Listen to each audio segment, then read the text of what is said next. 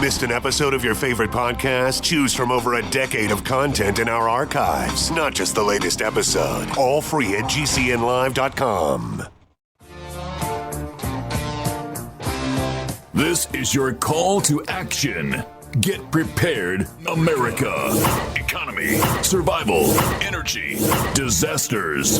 This is USAPrepares.com. Informative radio, educational radio. Interact now by emailing instructor@USAPrepares.com or text at 434-390-7953. Class, please take your seats. Now, your instructor, Vincent Finelli. Hello, everybody. This is Guineith Isaac speaking here, sitting in this week for Vincent Finelli. And it's Thursday, and that means that it's Dr. Richard Allen Miller joining us this morning. And I'm in Australia. And Mackenzie is engineering the broadcast in Minnesota, and Doc Ram, I'm not quite sure where he's located. But you know, I think it's on the East Coast somewhere. And no, I think you got the wrong side of the universe. I'm on the West Coast. Oh, okay. I wouldn't dream of living. I'm in Oregon. I'm in Oregon, yeah. No, that's fine.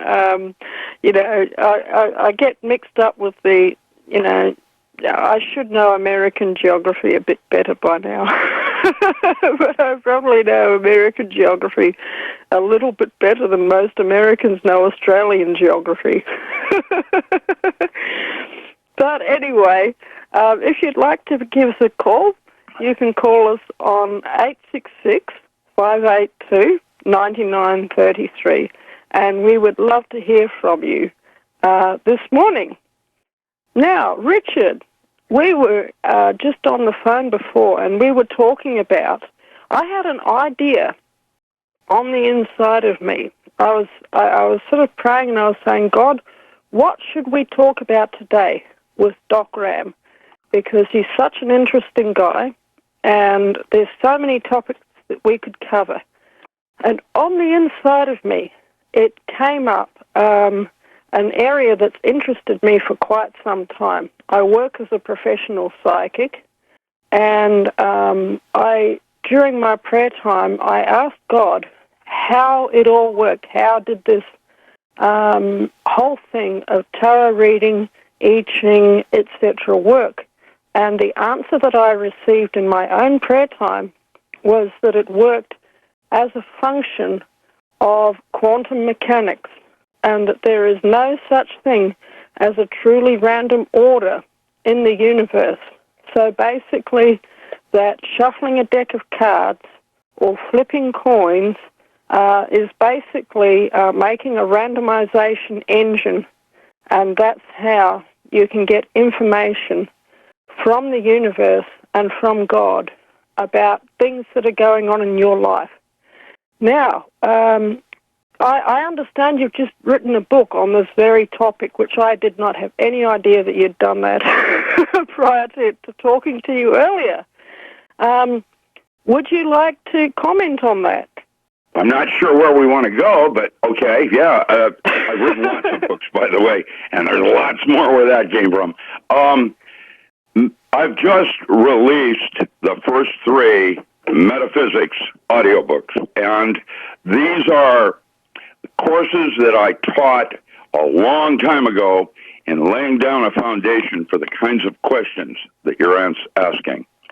The point I guess I'm going to try to make is that there is a new direction in physics, and basically, originally, physics is an attempt to try to predict the physical world and have laws that will somehow tell you when the water's going to part, you know, like for Moses or whatever.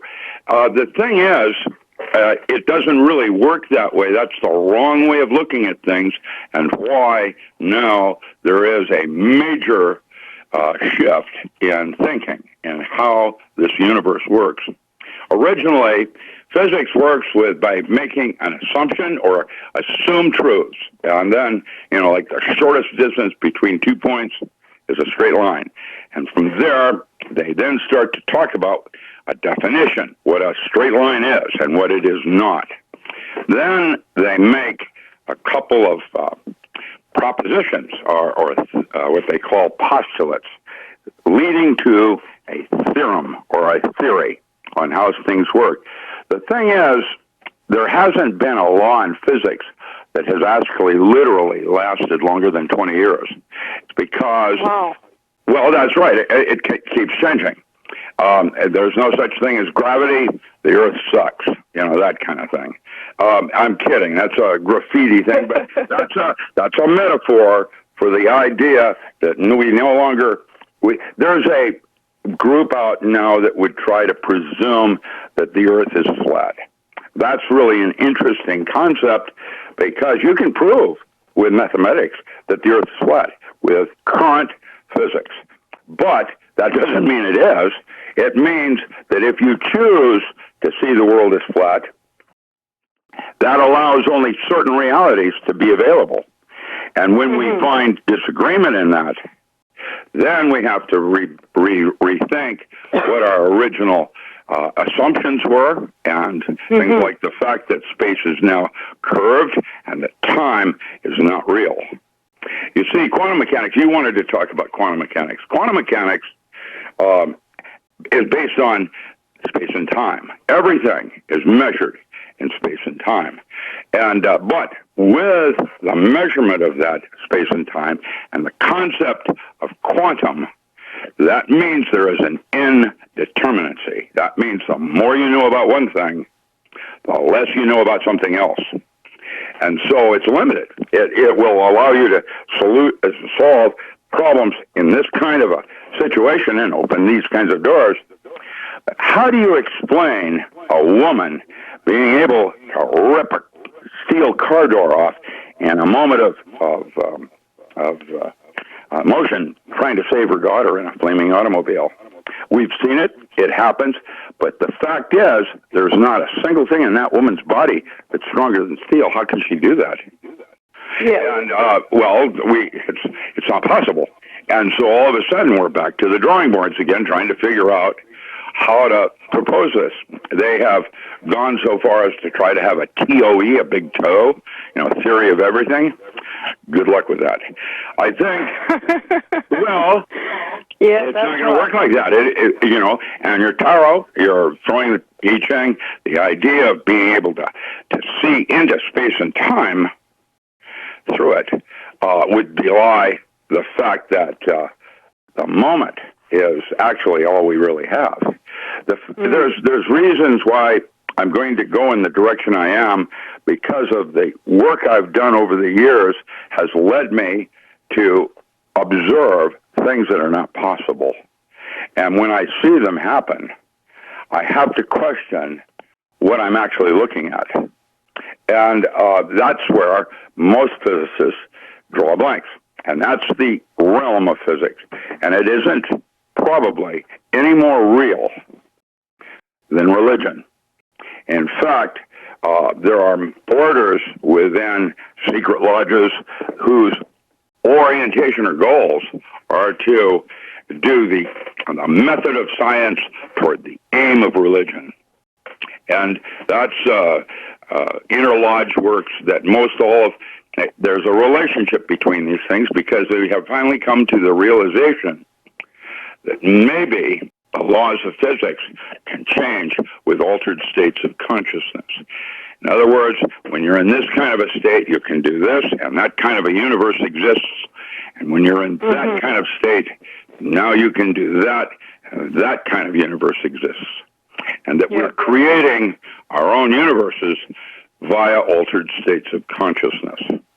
And this is an interesting concept because my first book, ESP Induction Through Forms of Self-Hypnosis, the way I chose Navy SEALs, I wanted my SEAL team to be intuitive, to be able to just know what to do without having to think about it.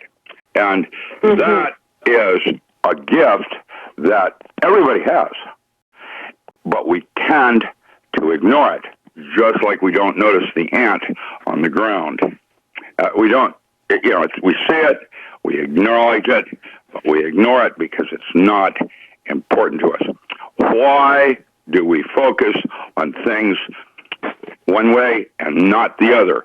And the question is a question of time and the relationship of future timelines talking to the moment and its relationship to the past. Now, I know I don't know, and so I'm a good physicist, and I have seen things that are not possible. Now what do? I've tried to understand how alchemy became chemistry and the concepts of changing oneself internally, metaphorically, like in psychology, Jungian psychology, imaginal psychology. The idea, and in that, they will talk about things like demons, which may be related to qualities not worthy of being human. I don't know where to go with this thing except to say that when you allow yourself to talk to yourself, you can do almost anything. And that means what you conceive of as God is possibly what you are probably capable of achieving at that moment. And that's only halfway to God, because in my universe, I would define God as that which cannot be known. In other words, it's beyond the scope of man. And that puts gods, whatever, in a category that are beyond that of man, like a dolphin is beyond a salmon. Now, I can't, I don't know where to go. I'll let you ask questions because I could ramble for hours not knowing where to go with this.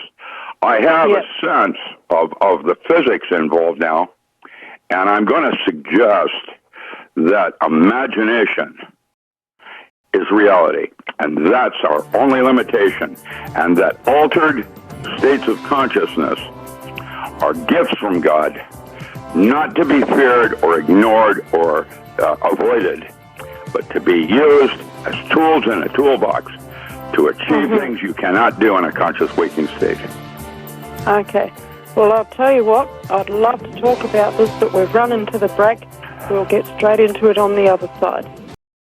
Hello, everybody. This is Guineith Isaac speaking here, keeping the seat warm for Vincent this week. And I have today's guest. It's Thursday, and that means that Dr. Richard Alan Miller is with us. And we were talking about altered states of consciousness and the various realities, that happen. Now, sometimes when I have a dream, sometimes I lucid dream, okay? It really feels as if my soul is there in the dream. It's not like watching a movie show. I actually am there in the dream, and it is the activation of the pineal gland. It actually means that your pineal gland apparently is exceptionally healthy when that happens. And sometimes when I have these dreams, I can actually fly in the dream. And the really, really sad thing is, and there's usually a useful purpose to it, I usually fly to somewhere and find something out. But I love flying. And I have to wake up, and I am so annoyed when I come back to this earth and I'm trapped in this body and I can't fly. It's like I can really relate to in the movie Avatar, where Jake Sully has to come back and he can't run. He can't jump off 100-foot-high cliffs and be all right at the end of it because he's just not in his Na'vi body. You know, but that's I think that what it has to do, the pineal gland is absolutely a doorway into the other world. Okay, and it's really, really amazing that every one of us has dreams, and through that doorway we can access information, other times, other states of consciousness, other realities that are just not available to us in the standard world that we all think we live in. And it's really quite amazing. It's almost like you were saying to me, it sounded a lot like what we call wave-particle duality, where if you were looking at a science experiment, for instance, and you expect to see a particle in that science experiment, like, for instance, you expect to see an electron as a particle, you're going to see it as a particle. But if you expect to see it as an energy wave, then you will see it as an energy wave. How did they put you that? Can't see it. I wouldn't have seen it if I hadn't have believed it. Yep, but you can't see it as both a wave and a particle at the same time. Well, that's maybe they've now gone to that place where they can. But yes, I get where you're. Yeah, I need to make a statement here that might clear things up. There are Aboriginal tribes that believe that specific dream states, and there are a number of different kinds of dreaming. The lucid dreaming is when you meant where you were flying, has more content to reality than consciousness. Yes. Now, that's true. Actually, in fact, when you die, I've just written on what happens at the moment and the moment just after death with consciousness, dealing with the nature of time and consciousness with our current models. And I quote my mentor, Sir Roger Penrose at Princeton. And basically, we, during certain periods of the day, go back home and renew. And today, we call it the multiverse, to be distinguished from alternate universes. The multiverse is another mathematical concept that came out of string theory. That I don't want to belabor things, but it is of all possibilities. And the dream states that you're talking about, lucid dreaming where you fly, astral projection, there is a distinction there. When you dream, when you astrally project, there's another thing out of the appendices that's called soul travel, or listening to the shabad, or the sound current, and then the moment of death, when you go back home. And you do this every night. And when you don't do this, you start to go into... Okay, go ahead. All right, that's good. Thank you. We'll discuss it some more after the break. Hello, everybody. This is Guineith Isaac speaking here, sitting in today for Vincent Finelli, and it's Thursday, and we have Dr. Richard Allen Miller with us, and we're talking about altered states and,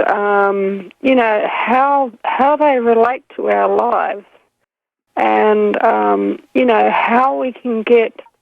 how we can use those altered states for us to have a better life, to have information, to know what's going on through means other than through physical knowledge, that deep knowing that's on the inside of every one of us. And that can certainly help for us to be prepared, to know what's coming down the pipe before it happens. And as an example, you were mentioning... Richard, about the ants, okay? And we don't normally take any notice of ants in our everyday life.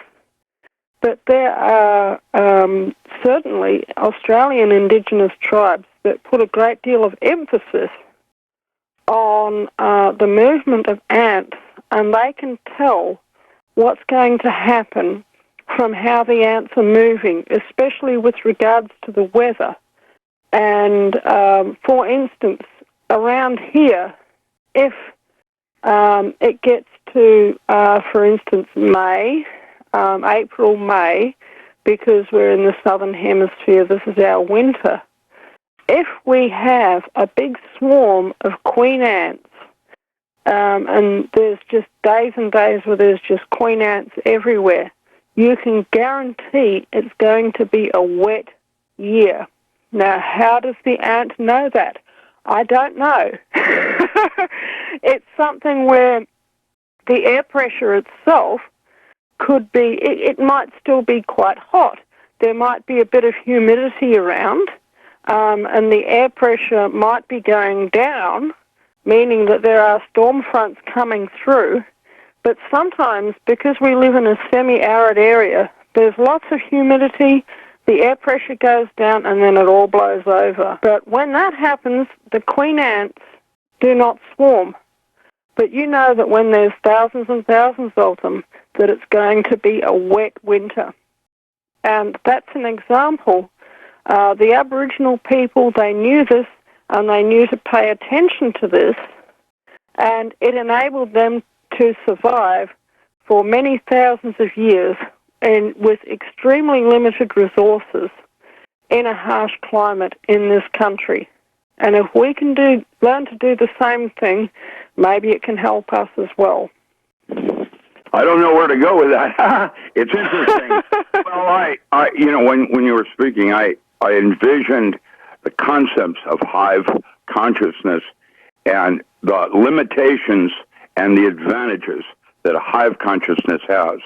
Originally, I think hive consciousness was not transmitted, information was not transmitted with pheromone and dance or movement, but by touching another ant. The ant-man that, Lloyd Pye had discovered in Mexico in the 1800s, the bone's tissue had dendrite cavity in it, in the bone itself, indicating that the hive consciousness metaphor might be applicable. I don't know. That's what came in my thoughts. Time and space are in my current models of the universe limited and not real. Throughout history, we've talked about the nature of time, and we talk about the past and the future, but really, it has been described by the finest philosophers in history as a duration of consciousness. It is the length of the consciousness. In other words, time has variance because you can change your perception of time with breath control.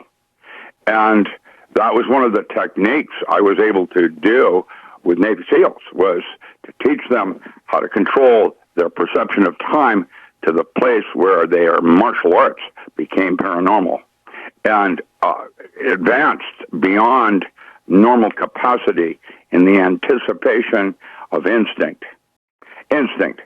That instinct is when you have 6 things in front of you and you just point to the one, say, that's important. All the rest, that's important.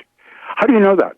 That is, one way of describing that is that it's a future timeline talking to your moment. It's like an hourglass. You have the future following into the past. And what you have is the moment. And what you're trying to do in psychology is expand that moment so that it becomes sacred over the profane.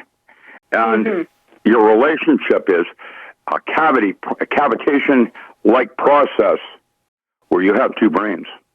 And so I would say that time, in that regard, is the way you store memory. And, some things have more significance because they're more important as part of your future and past timeline. And so it has more significance or meaning to you. But when you dream, you actually are literally changing the rules of reality. And you're moving from one universe to another where the laws are different. And that's one way of looking at things. Now, it doesn't mean that's the right way. This is the way I'm going to try to propose it for the first time. and that magic has always been defined as the art of changing consciousness at will. Now, art forms would suggest that even if we're both pencil drawers, we draw with pencils, that my form of stipple and line hatch is different than yours, which would suggest that each of us has a different way of going to that universe. There are as many ways of that as there would be humans on the earth. And that is, it's an art form. Now, you have a question. I can feel it. Go ahead. Okay.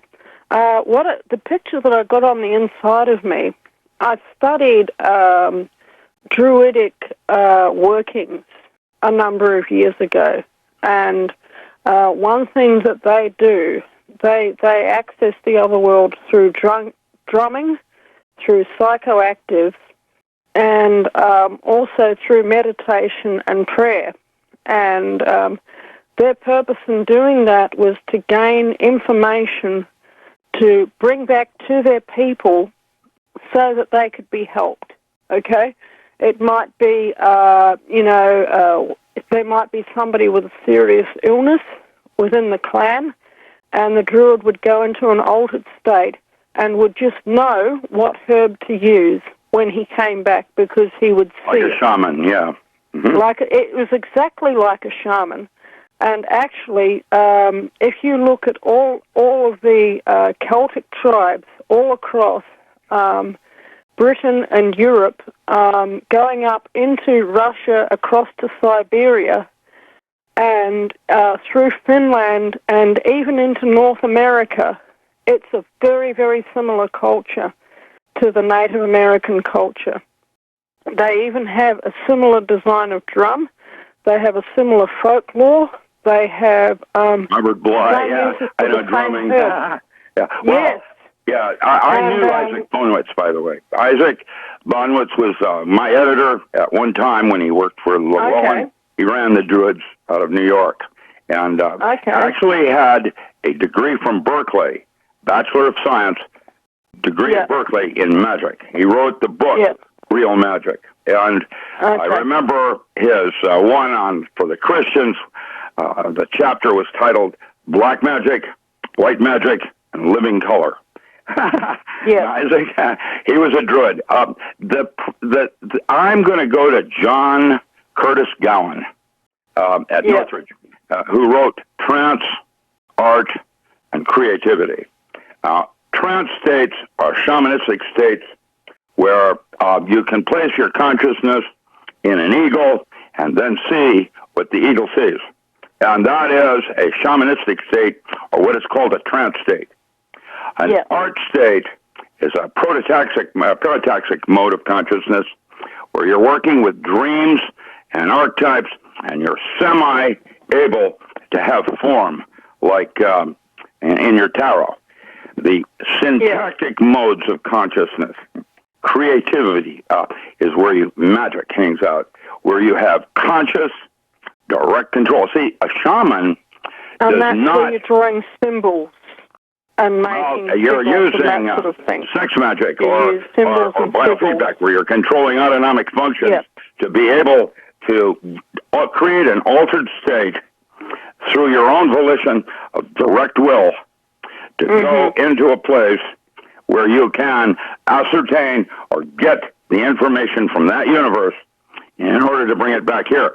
Now realize they're arbitrary, and that you have choice.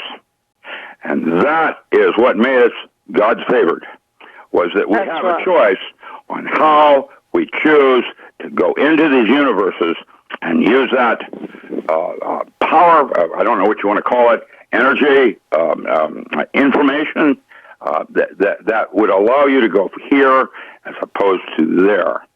And it's arbitrary because you have choice. And to know why you want to go to this specific universe, that's a very difficult path. It's called pathworking. And it's to be able to find that center for yourself. It's unique and different for each of us.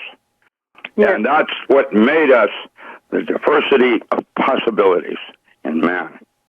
Yeah. Well, what you're saying there makes me think of a particularly famous pair of magi that lived in England during the 20th century, and that was C.S. Lewis and his very good friend J.R.R. Tolkien. And they were quite a pair. They actually transmitted a huge amount of information through their books. And it was quite interesting because they were actually both Christians. And we'll talk about that some more after the break. Hello, everybody. This is Guineith Isaac speaking here, sitting in for Vincent this week. And I have Dr. Richard Allen Miller on the line, and we're talking about basically altered states of consciousness and shamanism and how it can help us in our lives. And I was mentioning about C.S. Lewis and J.R. Tolkien and how they were both from the Oxbridge sort of complex of universities in Britain, and they were both magi, and they wrote books which actually have a lot of information in them about living in a magical universe. And I'm especially thinking here of the very first book in the Narnia Chronicles, and it's called The Magician's Nephew. And this deals with when the professor was a little boy, and he lives next to Polly. And anyone who's familiar with the Narnia movies or books knows who the professor and Polly are. And this is like probably about 50 years before the four siblings become involved with the world of Narnia. And one thing that they do, they find a magical door that leads them into a magical forest or glade where they can jump into any number of pools and end up in different universes. Now, I think when I first read that, I had already begun my magical training and the studies of Druidism and all of this sort of thing. So that made perfect sense to me, and I realized that when he was writing this, that he was actually consciously trying to tell us something, that this is how you access these worlds, and the door has always been a metaphor for the pineal gland. And, and of course one of the worlds that they end up in is Narnia. And unfortunately, at an early stage, they run into the White Witch as well. And she finds her way out of her own doomed world. And first of all, ends up in the city of London. And I don't think that was chosen by mistake either. And then she ends up in Narnia at its very dawn. And all of that, of course, is relevant and significant. And the White Witch being a picture, of course, of the devil and his agents. And but when I first read the Narnia books, I was a child and I didn't know. I didn't read The Magician's Nephew at that time, but I read The Lion, the Witch, and the Wardrobe, and I think other of them. I think The Horse and His Boy.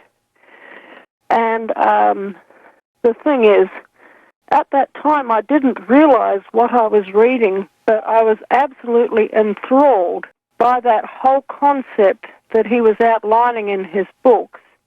And coincidentally, after I became an adult and started studying astrology, I found out that C.S. Lewis and I actually have the same birthday. We were both born on the 29th of November. So how's that for a coincidence, Doc Ram? I don't know how to respond to that one. You know, I wrote a science fiction story when I was a teenager about when one scientist died, another one was born exactly at the same time. Coincidences are in what you believe to be significant, and it's arbitrary. that's the most interesting thing about coincidences, is that again, it's arbitrary, and you have the choice of the possibilities. Yep. That's an assumed truth on my part. I know that I don't know, but I am exploring altered states, and I've come to some realizations that I can solve a problem in this state better than I can in that state. Now, in the original studies I did, we talked about state function learning. That means the way you learn something is the best way you're tested.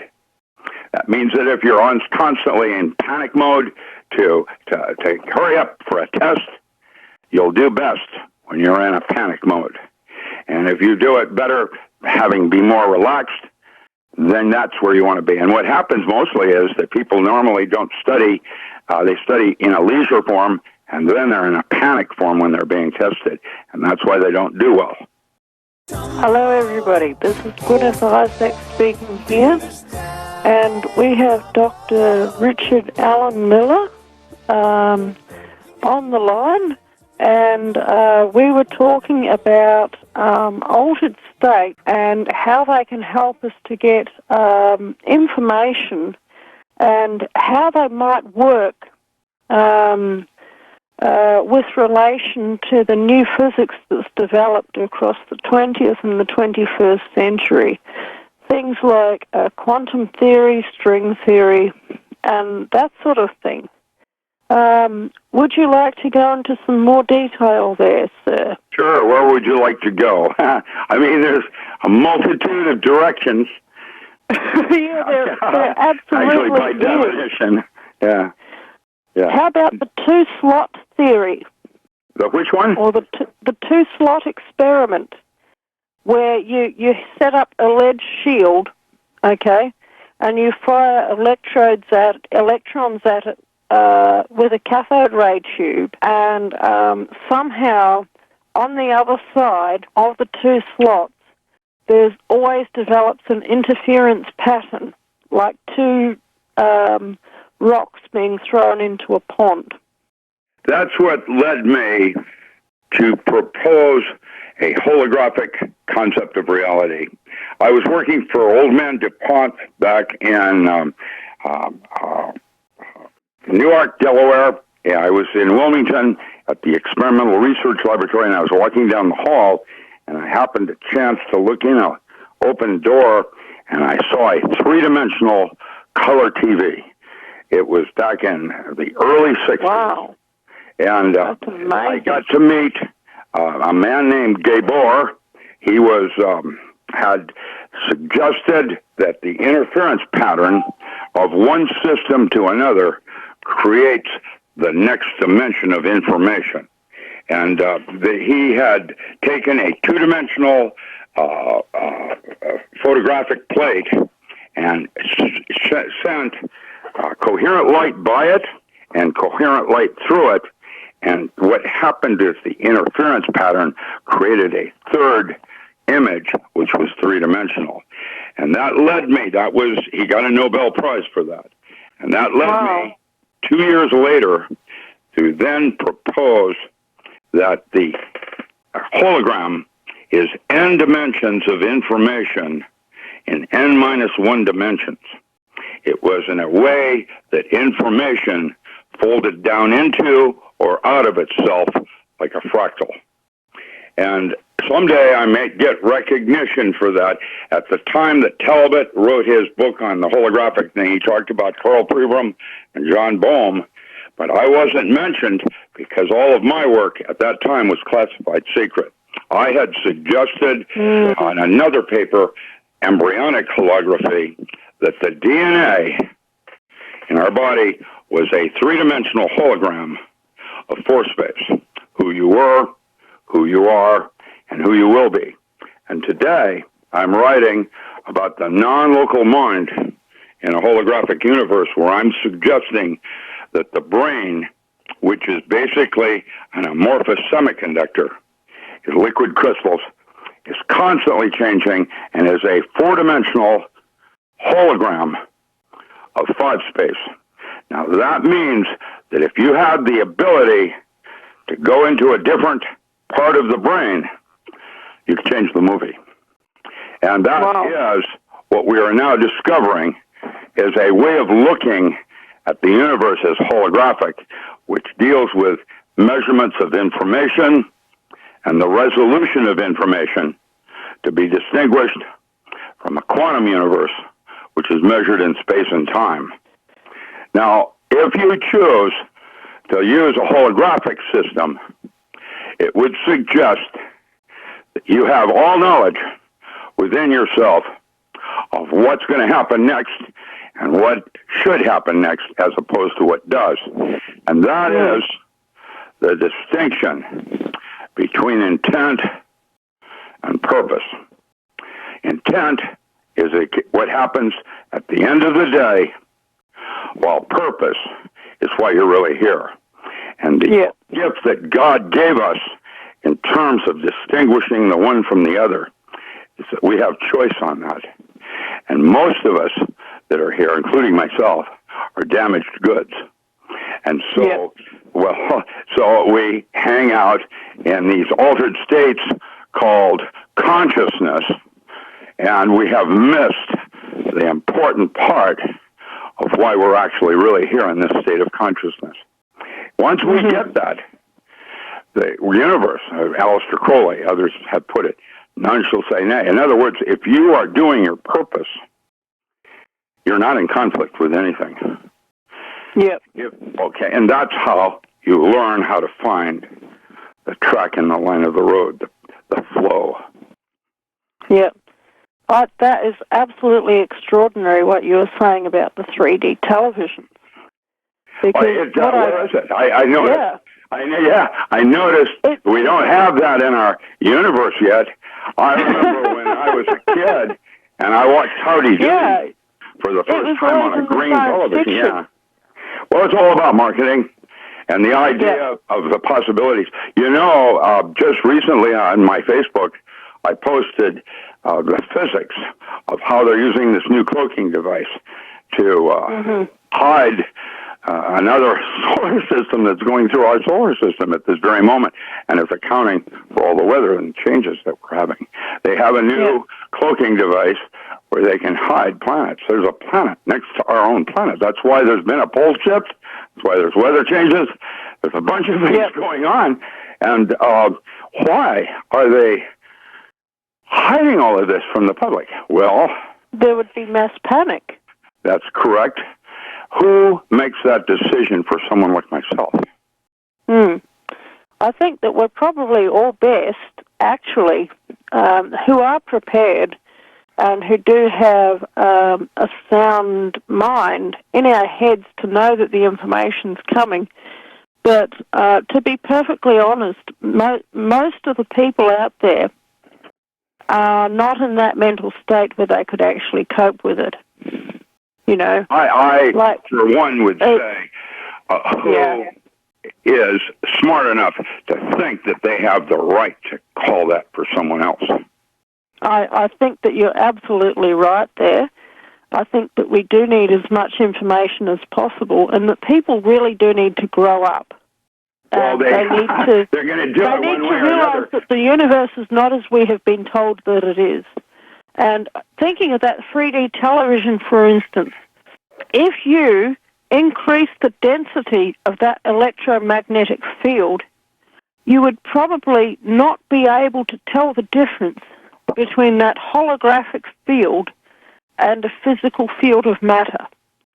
Because that's why they say we're in a matrix. Because guess what? That's exactly, most likely correct. Yeah. Because if you look at even a hydrogen atom, there's, the scale of it is astronomical, literally, if you could get down to that size, where if you assumed that the size of the nucleus of that atom was the size of a football, then the edge of the first electron shell would be out in the car park of the sports stadium. It's mostly electromagnetic field anyway. But I think we're heading into yet another break. The time, what you're saying about time stretching is absolutely the truth. It just flies, doesn't it? Well, we'll stay tuned on that. This moment, but I know for certain that I don't have the answer. So this is the model I'm choosing at this moment. Yep. Well, that's all that any of us can really do, because actually none of us know for sure, except for one thing. And I was having a talk with a friend about this the other day. John 1, chapter 1, in the Holy Bible. In the beginning was the Word, and the Word was with God, and the Word was God. And I know for sure that every one of us is capable of speaking things into existence. And when you realize that, then, and people have known this for thousands of years, you want to become very, very careful with the words that you use. And because what it is it is actually setting up a holographic auditory field and a holographic psychic field, which given time and given energy will actually manifest into something that's real in the universe. And I have seen this in my own life time and time again, and I'm sure that you have as well. Am I supposed to make a comment? I'm not sure what I'm seeing, except that I'm choosing now to try to change what I want. And now that's another problem. What I want is not what I will. What I want has been gated by neuroses and the way I was raised and the damaged goods that I have become. And so trying to find a sense of health in all of this and doing why I'm physically here, doing what I'm doing,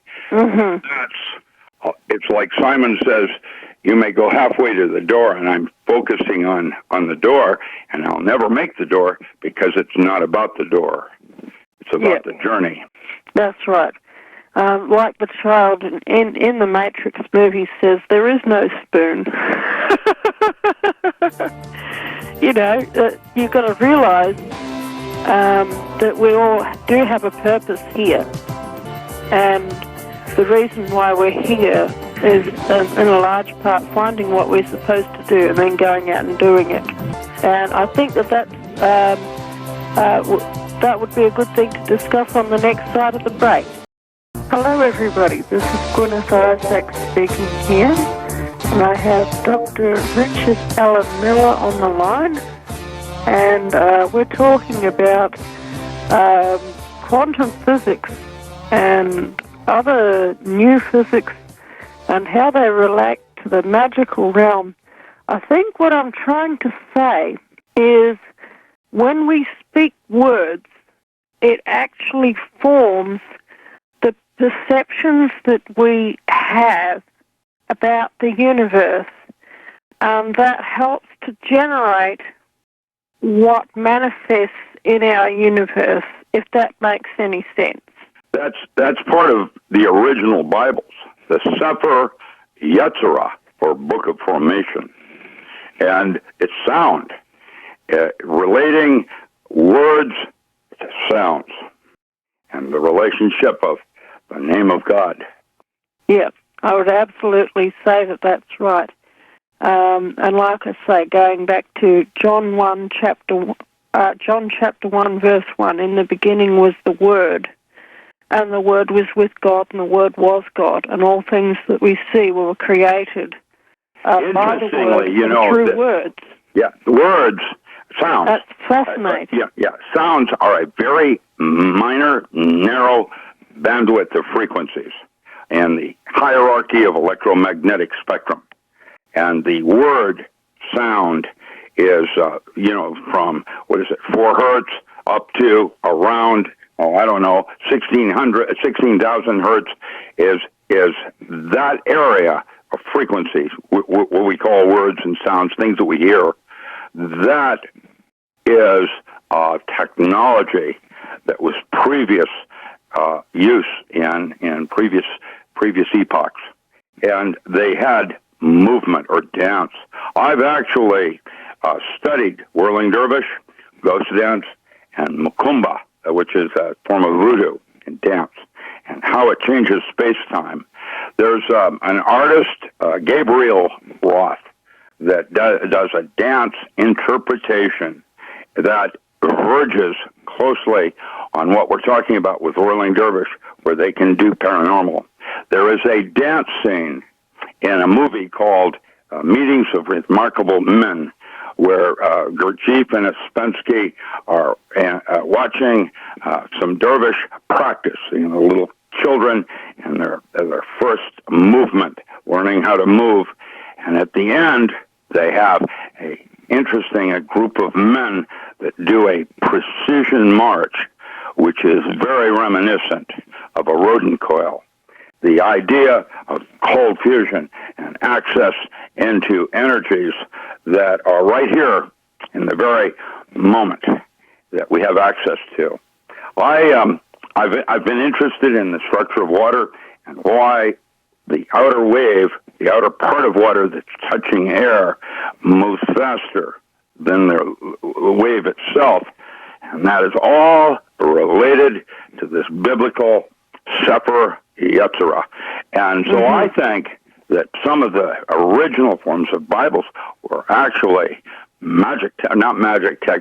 physics texts written on science of sound and movement. Now, I can't prove that. It's interesting when I try to understand how somebody can build something like the pyramid. I don't think it was built with woolly mammoths. I don't think so. I don't think there's a whole bunch of slaves pulling it along, rolling logs. I don't think so. I think something else is going on here. And I think that it's time we wake up. There is absolute proof that the Clovis had spaceflight. And if you go over to France and the Cave of Dreams, the Cave of Dreams, they have this bison on the wall, and everybody, that's a caveman. However, on closer inspection, you'll notice it's Taurus. The dots around the eyes are a star constellation. And the one further south... That star constellation is Taurus, and the funny thing is, in the middle of the eye of that bull bison is the star, which is, what's it called? Aldebaran, the eye of the bull. And it's all exactly how it would be. And actually, all of the animals and all of the figures that are painted are in a big circle, and they are an image of the zodiac, that it would be looking upwards. And it's absolutely, you're right, it is absolutely extraordinary that they knew how to do this, and they knew how to map it under the ground. Hello, everybody. This is Guineith Isaac speaking here. Oh, gosh. I'm sorry for that. I'm back again here now. We were just talking about sound and the way that it helps to form our reality. And Dr. Richard Alan Miller has done quite a bit of research on this topic, and he's just a really, really interesting guy, and it's on a number of different levels. The words that we speak help to form our perceptions, what we expect to see in this universe, and it also helps to set up a frequency field. And it works in a number of different ways. And in short, what you say really is what you get on a bunch of different levels. Well, man doesn't have rights, by the way. Rights, to have a right means you have full disclosure, and you can make the proper decision. You don't. You don't have full disclosure, which means you do not have free will. You have true will, which is more limited, be based on what you do know and what you do not know. Isn't it interesting that the more we move through time, the more we seemingly gain more information, and yet the less we know because we have more questions. Information is not what we think it is any more than space or time. And it's very important because there's a theorem in information theory that states if you have enough information to ask a coherent question, you have enough information to answer it. Now, what does that mean? The structure of the way you ask your question is, or the answer is, it is because the universe is holographic and the way information folds down into or out of itself. And the quantization aspect of that, the quantum mechanics element of that, would be the chunking of one level to the next, going from the physical plane to the emotional plane. And why we call it EQ. The idea that it is the physical plane and then more information on how you feel about it. Now, that's the quantization part that you'll see in fractal mathematics by Mandelbrot.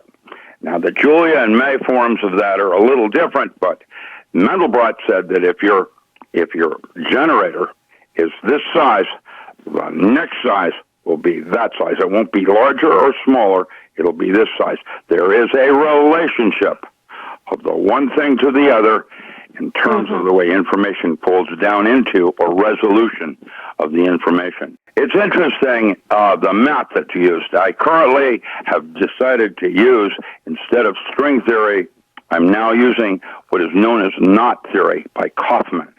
And knot theory has to do with the way a plasma will be tied into a knot like a bowline or a slip knot, uniquely different from the other in the way one universe passes through another in membrane physics, creating a third universe. And that's what I'm trying to do now, is ascertain how to use that in the development and projection of my thoughts and mind.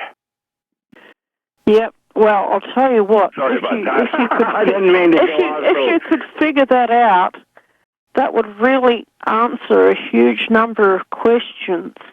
Well, it's the next evolution in man's development. This is where we're going. It is possible for you to transmit your thoughts from one soul to another. And I'll give an example here, okay? I have dogs, and sometimes I have to communicate with my dogs to either get them to do something or to not do something, okay? And one way that I've found that I can do that is I'll sit with the dog and I'll hold its head with my hands and just look at it and focus my thoughts in the form of a picture, okay, of the behavior that I want, and focus on the dog's pineal gland. We know that dogs have a pineal gland and that they do dream, and that is one way that dogs in a pack actually do communicate with each other, is through telepathy. And if you want to communicate telepathically with your dog, you do that and you just go into a meditative state and imagine a string or a cord of thoughts going between your mind and your dog's mind, and transmit the information that you want to know. And I had one dog that was in the habit of killing chickens. It was a bad thing to do. And I basically transmitted the thought form to this dog that if it continued to kill chickens, that it would have to be put down. That dog, that day, decided that it was not going to kill chickens anymore. That's an example, okay? Because it was just getting really expensive. I was losing a lot of chickens to this particular dog. And that's an example, I think, of what you're saying there. Well, yeah, the idea of dogs, I'm in the middle of trying to fix my printer while I'm talking. I should focus more. Dogs think with their stomach. Yeah. You know, well, that's because that's your first brain, your gut. And that's a habitat. It's not necessarily human. It is a conglomerate of, molds, yeast, bacteria, viruses. It's a habitat. And that's why it's no longer you are what you eat, it's whom you feed. And so paying attention, a dog is more closer to what we would call spirit. That's the idea. Okay, the stag and the unicorn in the forest. Soul and spirit within matter. And the soul is most likely structured water inside a microtubule. At the moment of death, there's a 3.2 ounce weight loss. We have no explanation for what that is. The Egyptians made a distinction between the ba and the ka. The idea that there was an immortal aspect that went back home. And structured water, the memory water, it has enough information. It's like 6 zeros more efficient than gallium arsenide.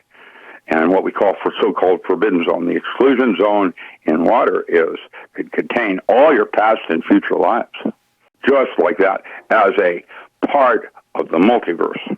And the uniqueness of it is what goes back home. I know that I don't know, and I'm not trying to write biblical, but I am a physicist with a strong bent in spirituality, and would like something more than what I'm currently being offered on this universe.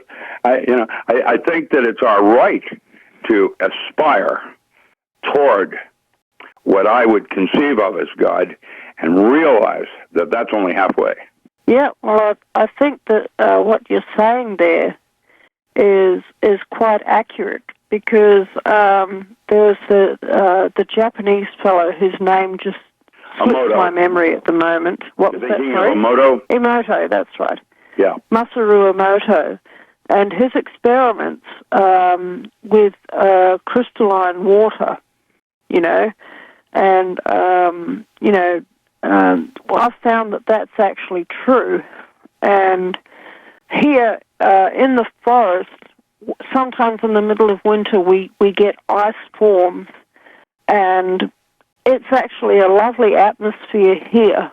And you have the most beautiful ice crystals form on the surface of the lakes, form on the surface of the ponds, in the dogs' bowls, in the dam, and all over the place, in any little dish or cup that has any water in it at all. In the middle of winter, it forms the most beautiful pattern of ice crystals, and that is because the spirit energy in the forest is just lovely, because we're living in harmony with the forest. Okay, and that's the whole idea of structured water. But if you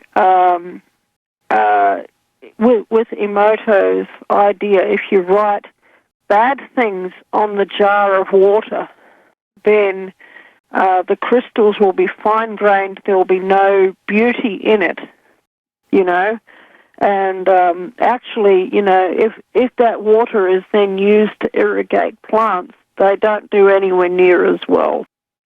So I had the good fortune of working with Dr. Jerry Pollack. He was my lead back in 1970. What are we talking about, 37 years ago? And his interest in the structure of water had to do with a memory and muscle. When he was studying muscles, and he discovered that the muscle in your body, when damaged, will always try to go back to the original structure of that muscle. And he couldn't figure out why until he discovered that there was a special kind of water in the muscle that held that memory, which was called exclusion zone water, or H3O2, hydrogen peroxide with an extra hydrogen molecule. This is a recent thing on a book that he's written called The Fourth Phase of Water. And basically, Jerry's concepts are very similar to those that we find in solid-state physics. Water, when it touches anything, changes. And there's so many different forms of water, from your para and ortho water, which is levorotary, going in this direction or that direction with the dipole moment. Then there's the isotopes of deuterium and tritium. And I was going to say, is this going in the deuterium direction? Well, deuterium and tritium are just isotopes. That means they're variations on the water. You know, down where near Perth is possibly the largest mine in the ocean for deuterium. It's almost pure deuterium down near Antarctica. Wow. And so, yeah, the water is mostly, it's all mixtures of everything, and it holds the levels of it, hold the memory of what it's touching. A single drop of anything in a glass of water restructures the entire water. That's Rustum Roy's work at Penn State and homeopathy. And that's why it's always good to carry baking soda in your pocket when you go to a restaurant. Just a single drop in that will change everything. Wow.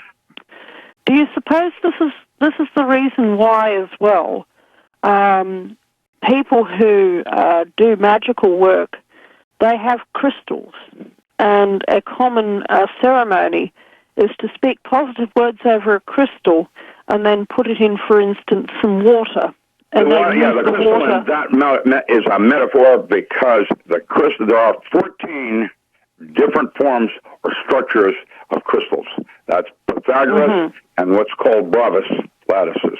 There are 14 ways that matter joins itself to form this kind of a crystal or that. What you're mostly thinking of especially is quartz crystals. Yeah, which is, face 100 cubic hexagonal closed pack structure. That structure, and when you envision that in your mind's eye, you create a spaceship or a time machine. That is work I did for the military on the diamond body, electromagic, and yogatronics. Those are 3 books that are not yet published on using video and audio feedback systems. Now, I'm going to tell you there's more going on here than anybody realizes. What you do is you set up resonances with the glial cell in your brain. And in terms of your pineal gland that you're drawn to, I remind you, there are 8 different, that's N, N-, dimethyltryptamine. But there are 8, and why I now, like Crowley, when he organized his books, he did it with Liber, book 1, book LV6, whatever. Now, with that, I'm doing that inside. I have a special code inside my books where I use the 8 different neurotransmitters. I chose 8 arbitrarily based on Timothy Leary's work with neurological transmitters. Okay. But the pineal gland is a very important thing. I did that with Navy SEALs, just to let it, so they can, opening the pineal gland allows you to regulate your body for seasonal changes. That's what its primary thing was in the first place, getting ready for winter. Yep. And also the intuition which is necessary for survival. Well, isn't that interesting that light, as it's described in the Bible, turns out to be in the visible light region of isn't it interesting, like sound, light and sound. Light was in the visible region. Hello, everybody. This is Guineith Isaac speaking here, and I'm warming the seat for Vincent this week. We have Dr. Richard Allen Miller on the phone, and we're talking about the pineal gland and its role in survival and preparedness, and what its original function was, and what its function is with relation to, when we have to know what's going to happen before it happens. We've been discussing in this 2 hours a whole bunch of different stuff with relation to divination, preparedness, magic, influencing events, and but ultimately it, and also different states of water, and but it all comes back to how this is all useful to us surviving in a preparedness situation, because it's absolutely essential, and these things are given to us so that we can know what's going to happen before it happens.